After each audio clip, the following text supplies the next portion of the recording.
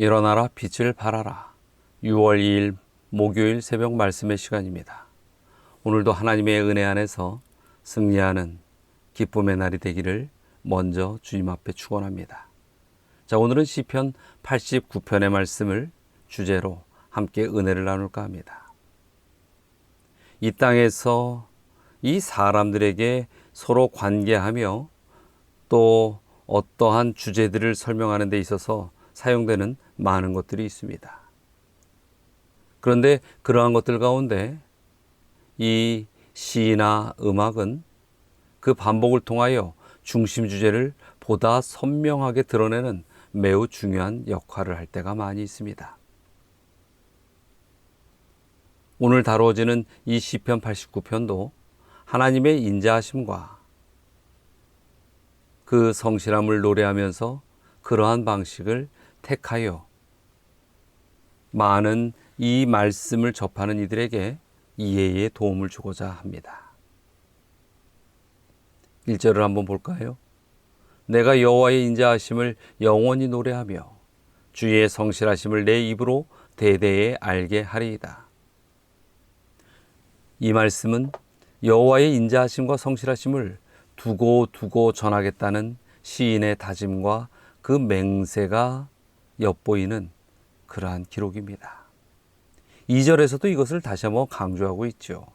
내가 말하기를 인자하심을 영원히 세우시며 주의 성실하심을 하늘에서 견고히 하시리라 하였나이다.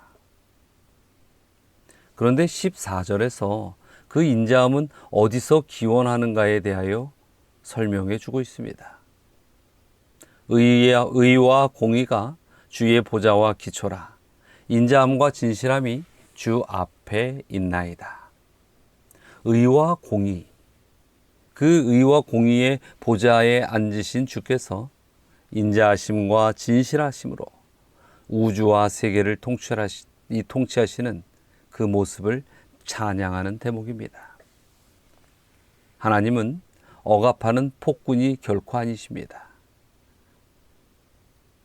하나님께서는 의와 공의를 기초로 모든 것을 통치하신다는 것을 우리에게 이렇게 말씀을 통하여 설명하고 계십니다. 그렇습니다. 이 공의와 인자는 하나님의 고유한 속성이고 또한 하나님의 절대적인 품성입니다. 하나님은 의와 공의로 엄정한 원칙과 질서를 수립하시고 심판과 보응의 기준을 삼으십니다.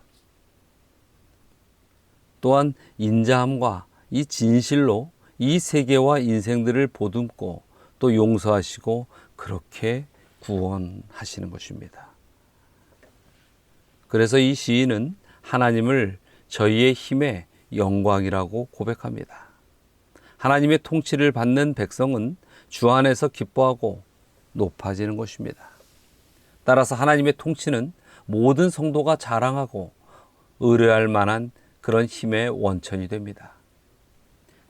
그 힘은 믿음의 백성을 구원으로 이끄는 힘이 됩니다. 구원의 영원한 표상인 십자가는 이 공의와 인자의 교차요, 완전하고 완벽한 조화며 역설적인 그런 성취입니다. 하나님은 지금은 이 두 가지 원리로 세계를 통치하시고 역사를 섭리하고 계신다는 것을 우리는 기억해야 합니다. 이런 질문을 한번 해봅니다. 우리는 그리스도의 빛을 받은 사람들로서 과연 성실한가? 과연 인자한가? 24절의 말씀을 한번 보지요. 나의 성실함과 인자함이 그와 함께 하나니 내 이름으로 말미암아 그의 뿔이 높아지리로다. 사실 우리는 어쩌면 전혀 성실하지도 인자하지도 못한 사람일지 모릅니다. 그러나 하나님은 성실하심과 인자하심이 한결같으시고 또 영원한 그런 분이신 것이죠. 호세아 6장 3절에는 말씀하고 있습니다. 우리가 여호와를 알자. 힘써 여호와를 알자. 그의 나타나심은 새벽빛같이 어김없나니 비와 같이 땅을 적시는 늦은 비와 같이 우리에게 임하시리라. 주의 이 성실과 인자는 새벽비처럼 어김이 없으시고 늦은 비처럼 정확한 것입니다. 어김없다는 것, 이 어김없다는 것은 일정한 약속이 진행된다는 것이고 그 약속에 의해 우리는 그리스도와 만나게 되고 성품이 그리스도를 닮아가는 그런 성장을 하는 것입니다. 따라서 우리가 이 믿을 분은 오직 주님뿐이시라는 것을 거듭 이렇게 확인하게 되는 것입니다. 또 이 시편 89편 24절에 보면 뿔이란 이 단어가 나오는데 여기서 얘기하는 이 뿔이란 힘과 능력을 상징하고 또 주님의 인자와 성실이 바로 나의 뿔을 높이신다 이렇게 표현하고 있습니다. 힘없고 능력 없으면 가차없이 도태되는 이 비정한 세상에서 정말 든든한 힘을 가지고 자신의 분야에서 마음껏 능력을 발휘하며 그렇게 살고 싶으시다면 반드시 주님의 인자와 성실 이것을 배우고 익혀야 할 것입니다. 이러한 일들이야말로 내 뿔이 높아지는 그러한 은혜와 축복을 누리게 되는 것입니다. 그리고 그것은 자신의 생애에 있어서 한결같도록 간직해야 하는 그러한 것들입니다.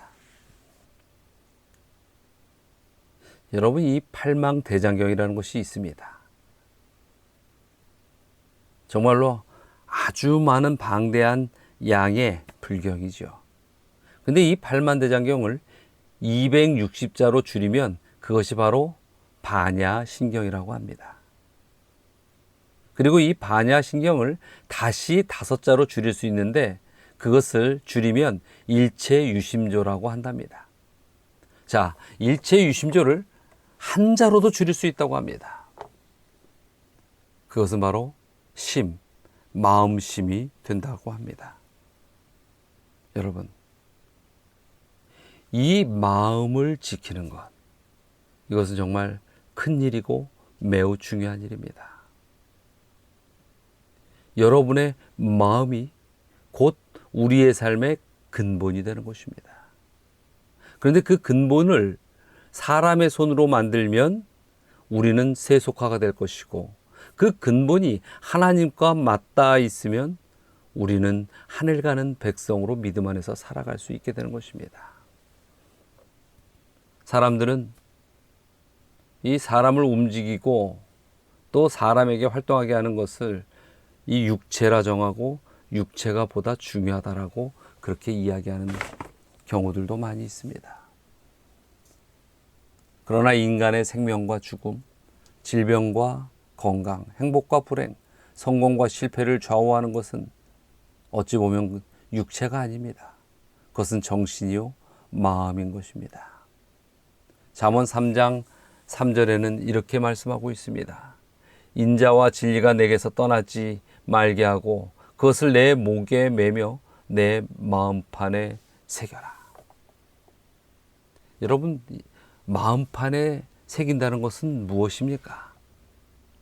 결코 잊지 않고 그 언약 관계의 영역 속에 살아간다는 것입니다. 마음판에 새겨진 것들은 하나의 형상을 그려냅니다. 그것은 바로 예수 그리스도라는 것이죠.